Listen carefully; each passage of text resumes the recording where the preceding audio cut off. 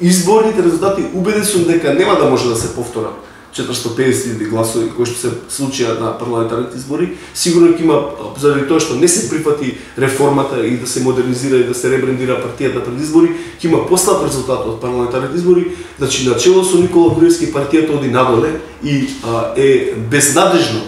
Затоа членството е препознала нашата иницијатива и членовите знаат дека единствената алтернатива за иднина на ВМРО ДПМН е реформите да успеат.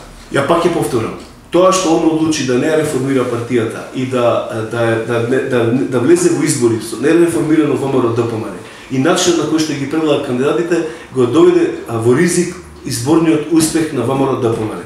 Затоа пак ќе повторам, целокупниот товар за успехот и неуспехот на ВМРО ДПМН на овие избори го презема он лично како председател на партијата, бидејќи одлучи самоиницијативно да не ја прифати реформата, одлучи самоиницијативно да назначува кандидати кои што не се произвезени од базата, поголем дел од кандидатите кои што веќе биле градоначалници, значи целокупниот успех го презема на свој, да кажеме, товар.